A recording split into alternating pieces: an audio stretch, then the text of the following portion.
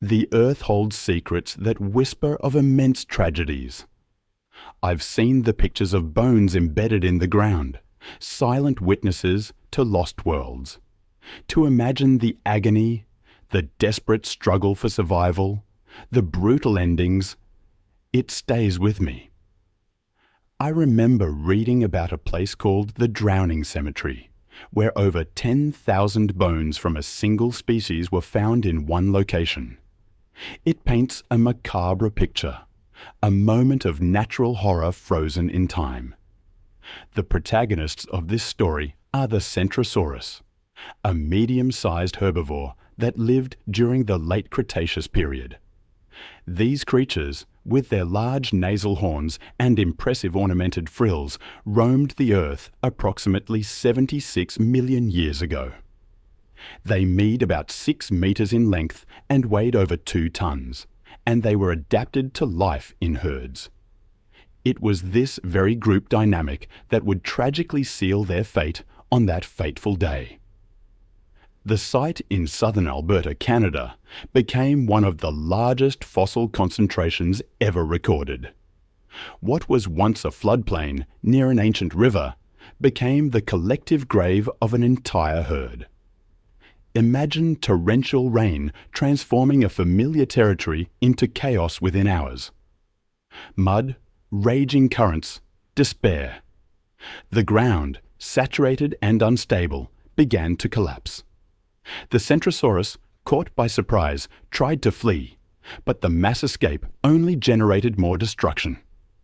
Those at the front were the first to fall, many trampled by their panicked companions.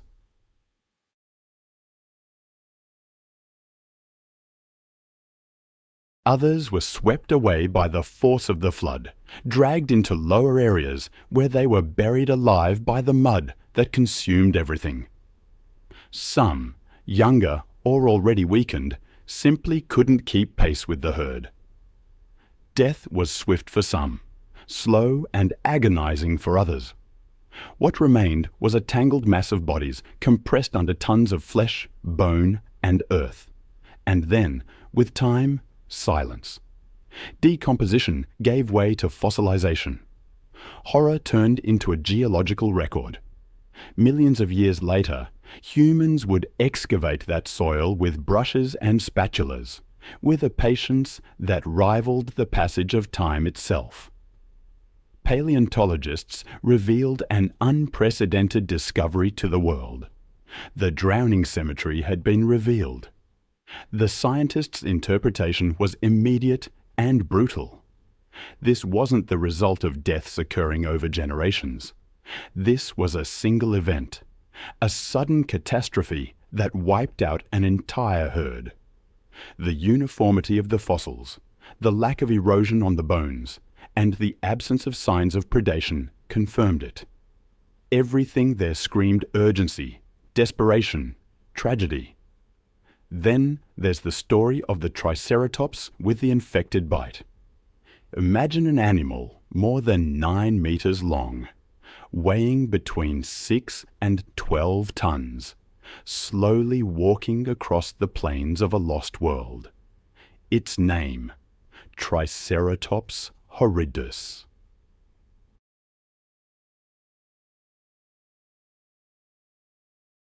The skull becomes a witness not only to a brutal fight, but also to the resilience of a wounded animal struggling to carry on.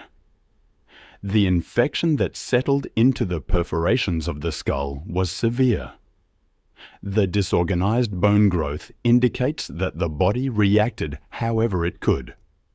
This inflammatory response is a clear sign that it lived for several weeks after the attack, perhaps even months. Every movement of the jaw, every bite of leaves or branches caused pain. And finally, the story of the Protoceratops versus Velociraptor. In the heart of the Gobi Desert, one of the most inhospitable and arid regions on the planet, lies one of the most dramatic testimonies of the age of dinosaurs. A moment frozen more than 70 million years ago, where life and death became intertwined in a fierce dance. This is the fossil known as the fighting dinosaurs. There's a fossil I keep thinking about. It reveals the precise instant of combat. A Velociraptor, leg raised, driving its killing claw into the neck of a Protoceratops. And in response, the herbivore, with its powerful jaws, biting down hard on the attacker's arm. Both immobilized, locked in a final act of struggle for survival. The sand, rich in minerals, became an extraordinary agent of preservation. The fossil preserved not only the bones, but also maintained their relative positions. The limbs, the teeth, the claws, everything frozen, as if time itself had paused to record the raw ferocity of nature. Now let me tell you about Pex Rex.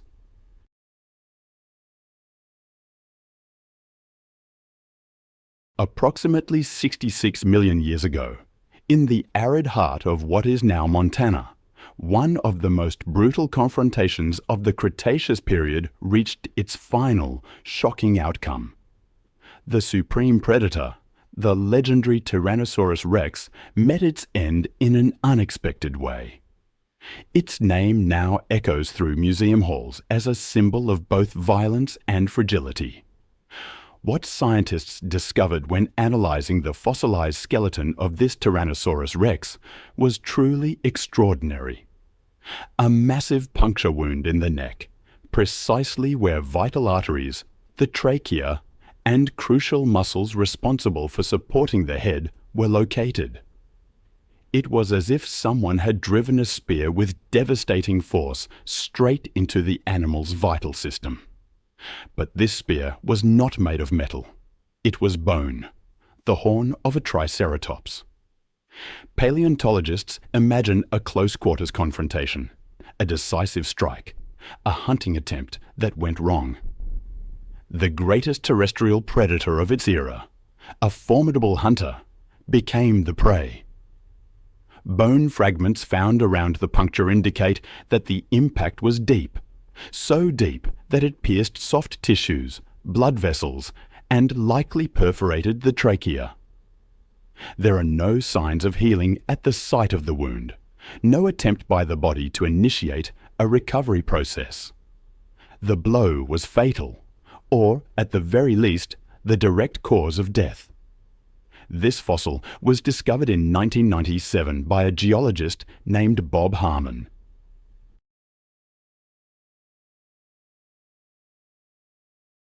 Since then, Pex Rex has fascinated scientists and the public alike because of its story, its end, and its silent message written into every fracture, every shattered bone. In many parts of the world, paleontologists have unearthed dinosaur cemeteries, skeletons tangled together, as if the animals died in the midst of a desperate attempt to escape. And that is exactly what happened. They tried to flee, to survive, but there was no time. Sandstorms, violent floods, mudslides, sudden and merciless natural forces that transformed the landscape in the blink of an eye. And those who lived there were swallowed alive by the very environment they once called home. These fossil sites reveal something rare. Moments of prehistoric life frozen in time, not in isolation, but in community. Entire dinosaur families, from juveniles to adults, preserved side by side, their deaths bearing witness to an instant of collective panic. These were not natural deaths, isolated or spread out over time. They were sudden events, catastrophic moments when nature turned against its own children with devastating fury. In China, within the Yixian Formation, entire groups of Centrosaurus, small bipedal herbivores, have been found piled together in layers of volcanic sediment. All evidence suggests they were buried alive by ash from a sudden eruption. In Mongolia, sandstorms engulfed dinosaurs in mid-motion. Their poses, preserved within the desert, reveal final attempts to escape an inevitable death.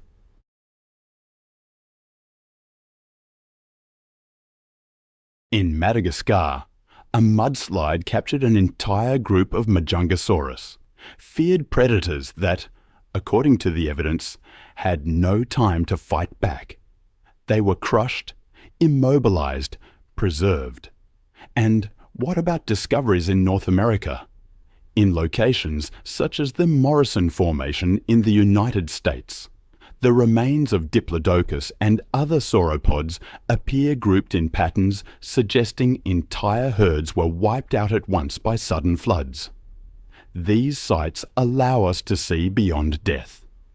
They show us how dinosaurs lived, how they organized themselves into herds, families, and social structures, and how, even in groups, they were vulnerable to the power of nature.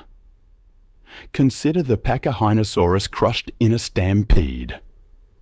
In the petrified silence of time, when the world was still ruled by gigantic reptiles, a tragedy unfolded beneath the darkened skies of ancient North America. These bones belong to Pachyrhinosaurus, a gregarious herbivore whose head was adorned with thick bony bosses rather than sharp horns. But it is not this animal's appearance that draws attention. It's the way it died. Paleontologists carefully excavating a vast rock formation in what is now the Canadian territory of Alberta encountered a macabre scene. Dozens of Pachyrhinosaurus fossils stacked atop one another, with bones crushed and fractured. I find myself often pondering the forces that leave their mark on the past. Sometimes that mark is subtle. Sometimes it's overwhelmingly violent.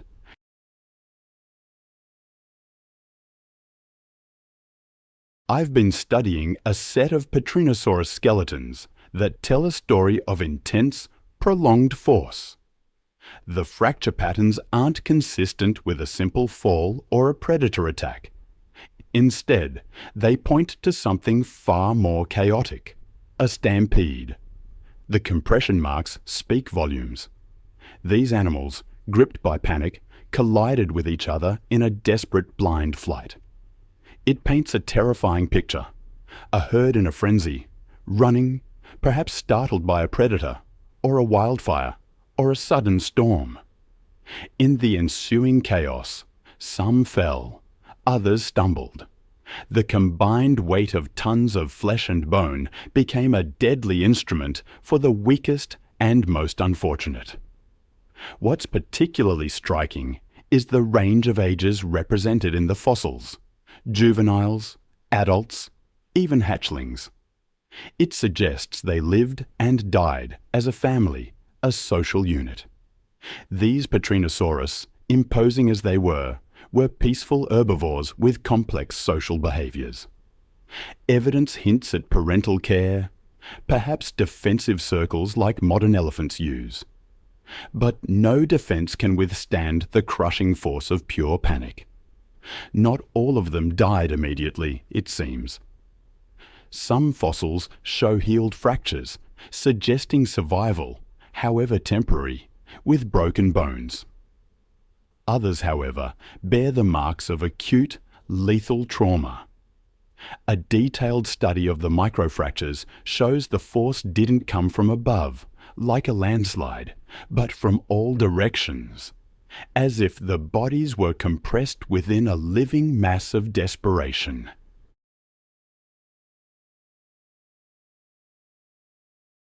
Paleontologists call this phenomenon herd death, a natural catastrophe that, ironically, preserves fossils so effectively. Then there's the story of the Carnotaurus with the fractured jaw. Imagine this feared predator, a force of nature roaming what is now South America over 70 million years ago. The Carnotaurus, whose name means meat-eating bull, was one of the largest and most agile theropods of its time. But even kings have their weaknesses. Sometimes a silent fossil tells a story that goes beyond strength and ferocity. A story of pain, struggle, perhaps even silent defeat.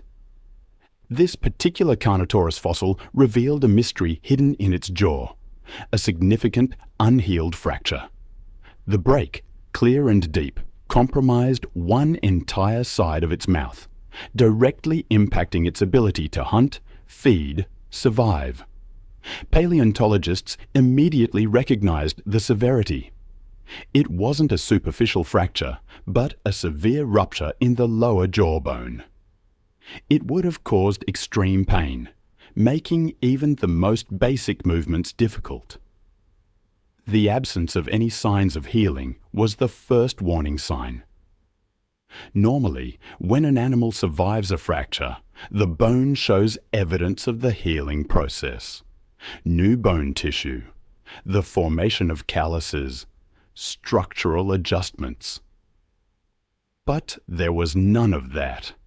The fracture was raw, as if it had occurred days, perhaps even hours, before the animal's death.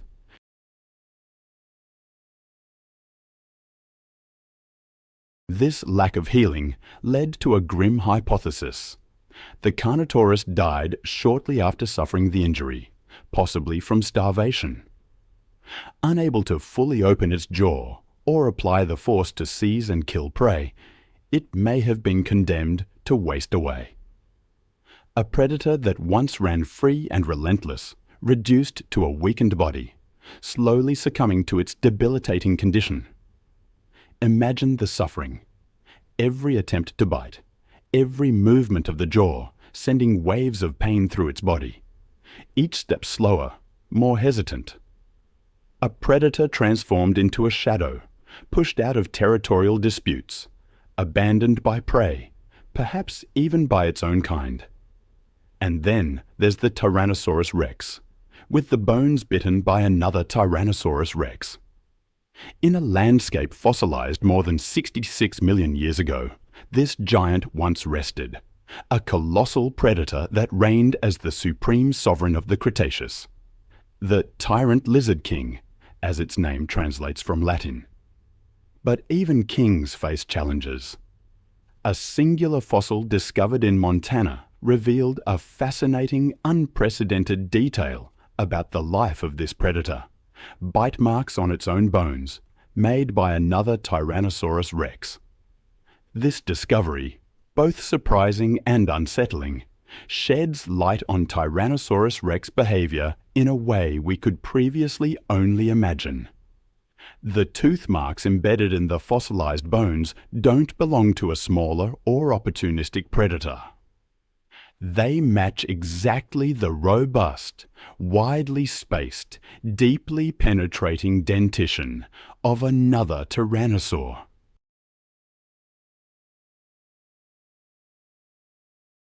This forces us to reconsider everything we thought we knew about the social and feeding behavior of these animals.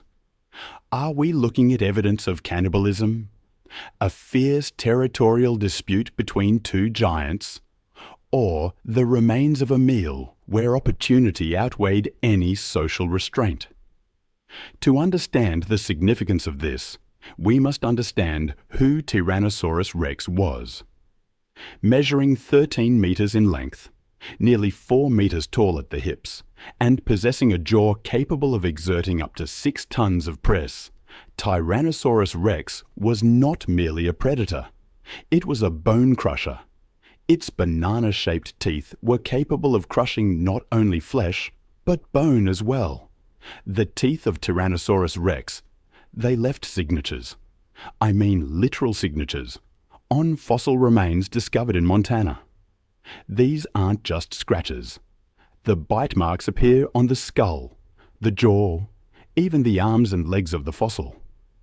In many cases, the pattern is so deep and clear, it shows the exact moment when one tyrannosaur pressed its teeth against the bone of another, tearing away flesh and even fragmenting parts of the carcass. For a paleontologist, I imagine this level of detail is like a time capsule. It's a window into a behavior that textbooks alone just couldn't describe. But what does it mean? Was Tyrannosaurus Rex eating its own kind? And if so, why? The most widely accepted hypothesis is one of opportunistic cannibalism.